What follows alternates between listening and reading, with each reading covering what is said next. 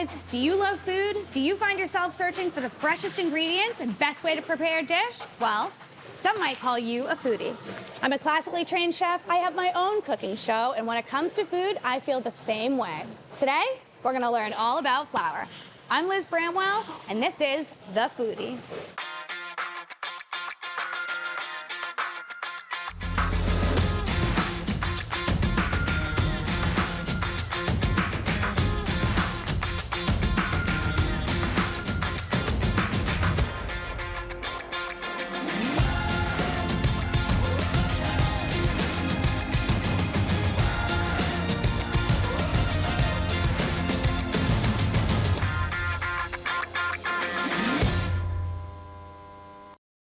Hey guys, we're here today to talk about, you guessed it, flour. There are hundreds of flours all over the world, and there are a whole bunch of flours right here on my counter. But today, we're gonna be talking about one flour, and it's actually a space. Flour Bakery, owned by Joanne Chang, James Beard Award-winning chef, and a personal friend of mine. So let's take a look.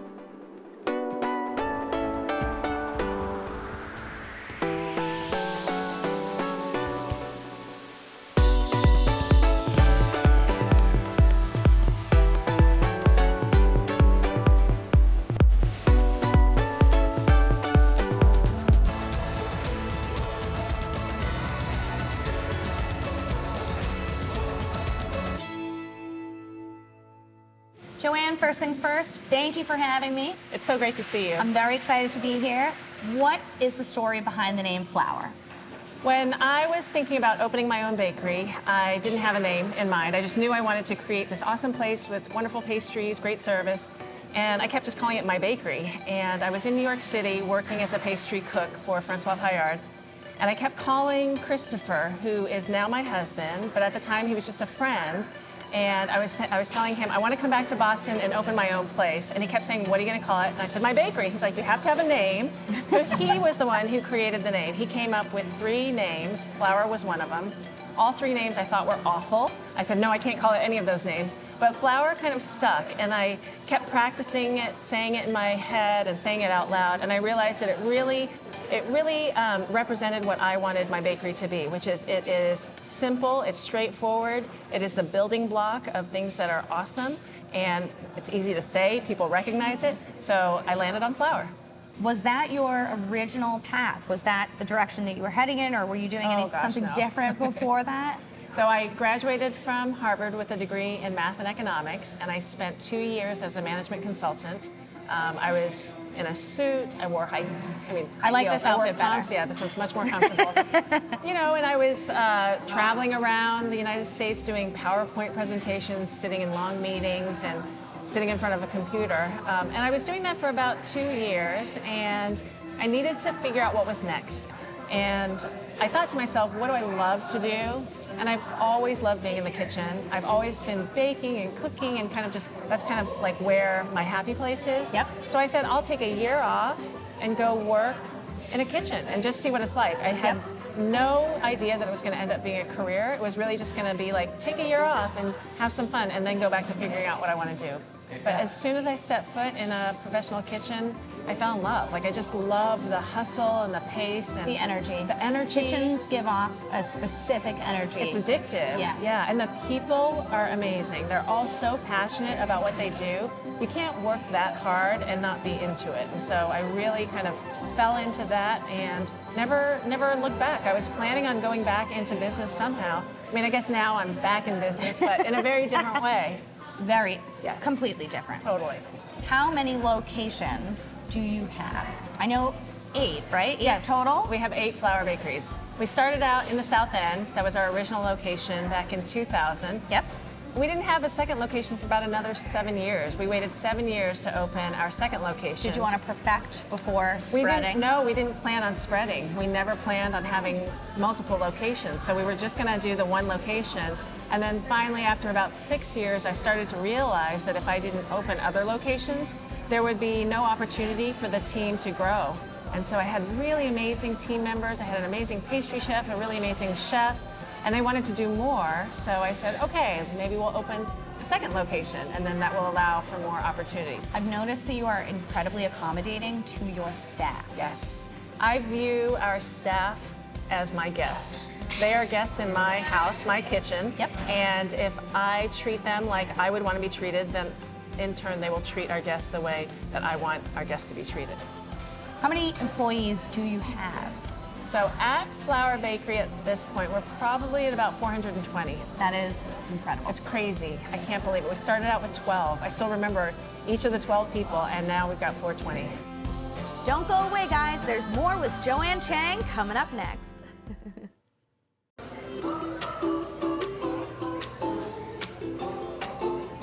So speaking of flour, you use literally tons of it.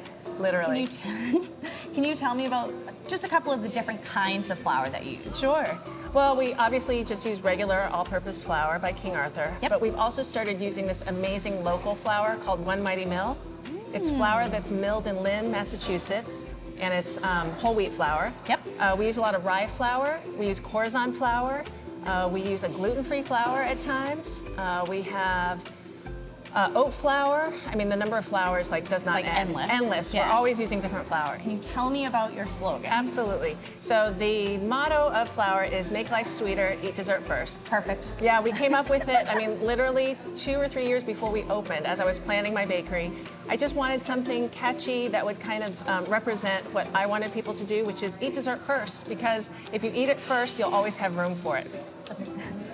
So between your mottos, your slogans, the play on words on the side of the truck, it seems like you have a knack for writing.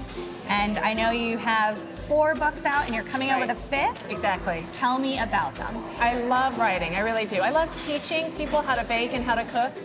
When I had one location, I was doing that pretty much every day. But once we started growing, I was no longer in the kitchen teaching people. So writing cookbooks has been a way for me to reach out and be able to teach another audience. Like an outlet, Yeah, so to speak. and I just love the process of writing. I love sitting there in front of a computer and trying to think of a great way to say something and how to explain how to make a meringue or a dacquoise or something like that. Yes. So I have a new book coming out that comes out this year called Pastry Love. I have it right here. Yeah. So this book is kind of an updated collection of all of my favorite recipes. Pastry Love also has recipes that I make at home that not necessarily I would do in a bakery setting, but just things that I might make at home. Current updates of recipes that are really popular at Flour Bakery and from the first book that have been updated. Yep. So it's like this broad collection of kind of everything that I love to make. Awesome. What is this called? So this is a fresh fig Danish. Fresh fig Danish. Yeah. I want to eat it very badly. They're so good. So your display case is gorgeous. Thank There are you. so many items in there. And then of course, now you have 4, soon to be 5 books that are covering everything we don't even see in the case. Tell me about your Pop-Tarts. So our Pop-Tarts are one of our most popular items. We sell out pretty much every single day. And for me, one of the things that I love to do at Flour is take something that's a childhood favorite and really make it extra special. And I think we've all had Pop-Tarts, and I was just going to say, peeling back that foil, throwing it right in the toaster. I mean, it's good in its own way. But as a pastry chef, I knew that we could do something even better. So we make our Pop-Tarts with what we call a pâte brisée, which is a traditional French pastry dough that's really, really flaky. And we take sheets and sheets of it, and then we put different jams inside.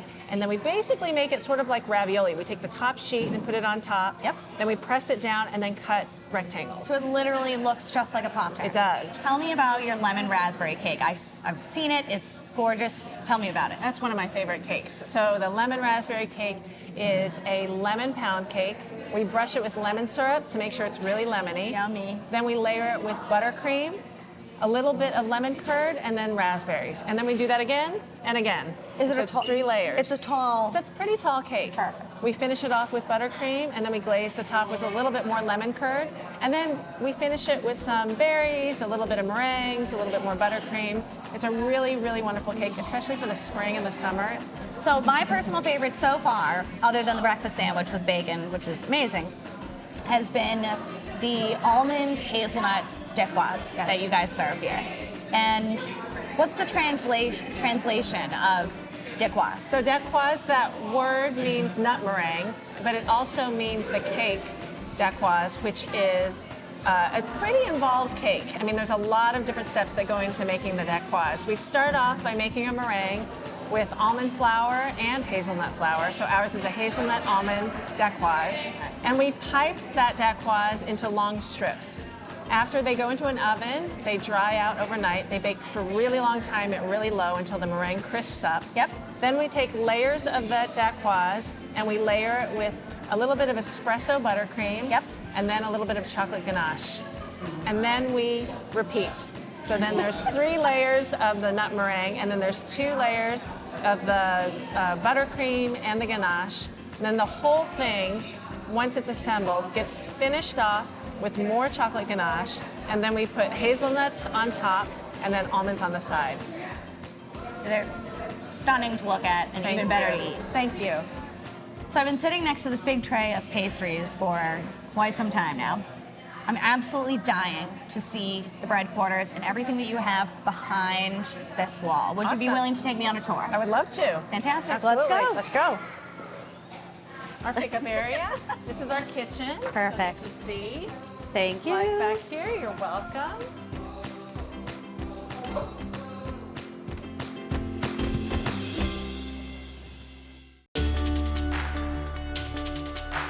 So now that we're in here, we're in the bread quarters. Where did that name come from?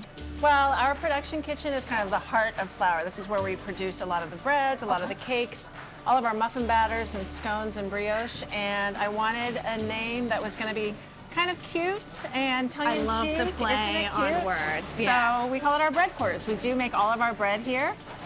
It's a really big kitchen with a lot of amazing equipment, allowing us to make so many wonderful things for all the flours.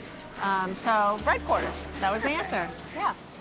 So Bread these are some quarters. very gorgeous ovens. Tell me Yes. about them. These are our brand new Neve ovens. They're amazing double rack rotating ovens. So you can take 2 rolling racks full of product, slide it into the ovens. There's a lever that lifts everything up and then it rotates. And that way all of the baking items bake evenly. Beautiful. Yeah. Are they steam ovens as well? We can do steam. You can. Yeah, you can do all. I mean, they're programmable. You can actually program them so that you just say, 1, and it'll give you the time and the temperature for banana bread, for example. Awesome. Yeah, it's really great. These Really must wonderful. cost a pretty penny. Yes. You're like, that was a big check. They cost almost as much as the first bakery in total. I believe that. Yeah. But it's worth it. Yeah, they're great. Yeah. We love them. So I can see this one's in motion. Ah. Oh, is that meringue? Yes. It looks like meringue. These are coconut meringues that we make for Myers and Chang. They're So, beautiful. Really small little baby batch. Because it's Now, just is that for the restaurant. is that a part of one of the desserts? Oh, or- we have a cookie platter, like Yep. a little treat platter. Yep. Yeah. So that's so what we have cute. for- Yeah. So I assume that the bread quarters operate 7 days a week, correct? Yes. Yeah. So we have the first baker comes in at 2 a.m. Yep. And then a couple more bakers come in at 3 a.m. And then the rest of the team comes in between 6 and 7. And then there's an afternoon crew that starts at noon and then 1 o'clock. So we have people here until about 9 p.m. every day. So what time do the trucks leave Trucks commissary? leave usually starting around 6:30. Nice. Yeah, So to that get the other ready. properties are all ready to go and they have time. Exactly, yeah. Nice. And at the bakeries, they start at 4 in the morning. So there's an opening baker at each bakery that comes in and bakes off all of the breakfast pastries, all of the muffins, scones, brioche, gets the coffee cakes and the banana breads ready to go for the counter. And then that's kind of when that day starts at the bakeries. Nice. Our big freezer. Nice. Yes, very, What do we have? We have things here, here, and so here. we have cakes here. We have some pastry cream that's cooling. Perfect. More of our cakes. There's some brioche. The base for the raspberry crumb bar that you Nice. tried. More brioche. Some cookie doughs. There's some lemon curd. These are scones. You can see the scones. Oh, they're all pressed and ready to go. Yeah, they're all Oh, ready to go. So when you bring them when you have them delivered to the other locations, are they frozen like this? Do Yes. they defrost them and then Yep. they throw them in a bake them? Exactly. Can you bake these from frozen? Totally. Cool. Yeah. I like his jacket. I know. It's cold in there. It's cold. We can come out. Oh, there's another door. We can Well, leave this- on the other side. Exactly.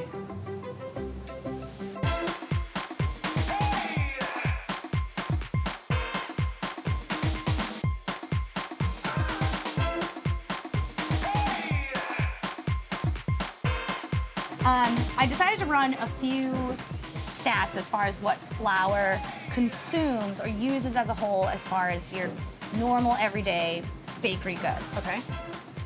So we started with one specific fruit. We have 5 tons of raspberries, and this is annually. We had 110,000 pounds of butter, Oh my gosh. 36 tons of sugar. Eggs were just somewhere just under 700,000 eggs for the year. Jeez. And then the flour actually scared me a little bit. The flour, 2,000 pounds per day, 365 tons per year. Crazy. Absolutely crazy. I'm just thinking about the financial aspect of that. I know. Like, oh my God. Ching. When we come back, guys, Joanne's gonna show us her famous sticky buns. So I've been told you do 1,000 sticky buns a day. Is that true? It is. It's an amazing amount. It is 365,000 sticky buns per year. Every year. Sounds crazy. I'd love to show you how to make some. Please do. Please do. Awesome. Okay, where is that? Okay, we're ready. Okay. It's good, isn't it? Mm-hmm. So we're going to raw dough. start off by making the goo. This is the sticky part of the sticky bun. That's why we name it the sticky bun. So this goo, we call it goo. It's got heavy cream, butter, brown sugar, and honey. Now, I'm just going to go ahead and put this in our baking pan. Yep. And let that cool as we're preparing everything else. Okay. Now this is brioche. This dough that you've been nibbling. It's my This favorite. wonderful dough. It's really buttery, really fun to work with. It's like an awesome dough to work with. And we make huge batches of brioche every day. So we made this dough yesterday. It has to sit overnight. Yep. And that way it chills and it's soft like this. So one key to rolling out dough is that you always want to start in the middle and then roll away from the center. Then what I do is I take, this is brown sugar, Yep. white sugar, Yep. and a pinch of cinnamon, just Nice. a little bit. We put what we call sticky sugar, that's that brown sugar, white sugar, a little bit of cinnamon, Yep. a little bit of pecans, and then we just start to roll. So at the very end, what we do is what we call cat's piano. It's as if there's a little kitty cat playing the piano. And we take the dough and we press it and we make like a really thin little lip. And we do that so that when we do this, it seals a little bit. Yeah. We cut. We cut. Now we go back to this pan. We add even more pecans. It's not a sticky bun without nuts. Then we gotta be gooey, and then we put Look these at guys that. in here. Now they're tight right now. They need a little bit of time to proof. Yep. And proofing is just when they gain flavor. They start to expand, get all the yeast start to work and make a lot of great flavor. So these have been sitting for about 2 hours at room temperature, and then they overnight. We put them in the walk-in, in the fridge. Yep. And then this is what happens. So you can see how much they grow. They do grow These are quite a the ones bit. We just made, and then this is when they're ready to go into the oven. So these look ready. So Okay. I think we should put them in the oven. So Perfect. this is a 350-degree oven, and we're going to put them in there for about 35 to 45 minutes. Okay, so I made these a little bit earlier today. They look beautiful. They are gorgeous. Oh my God. So they've been soaking up all of that goo. My and then the God. best part is that we take all of this, And you pour it over the pour top. it all over. All over. Oh, that looks so delicious. Yeah. Nice and sticky. They are, those look incredible. They're literally made with my favorite dough too. I'm excited for you to try them. I haven't had one, so I'm excited to try one as well. Joanne, thank you so much for having me here today. I had a fantastic time. I had so much fun showing you around. What's in the box? I made you a little something. I made you your favorite cake. I heard this was something that you loved. Oh, would you look at that?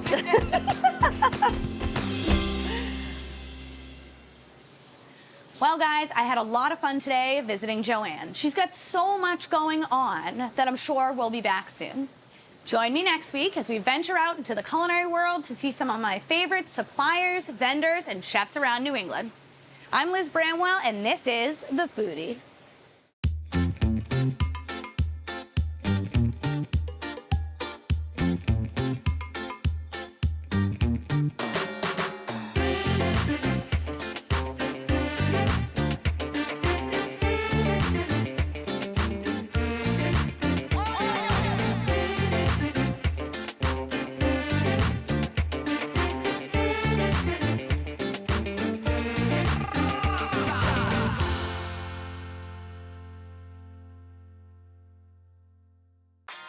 Come meet me inside the studio kitchen at Bar Rustic in Kingston, Mass. And visit us on our website at thefoodie.show.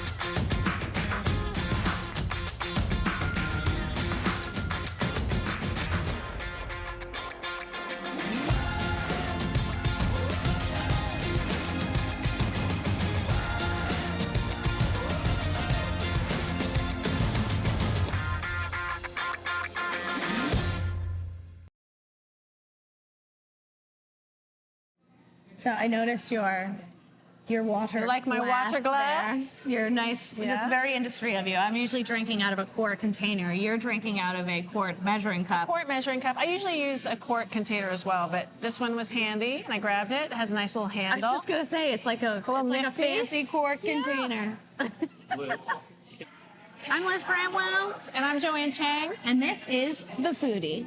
Are we supposed to say it together?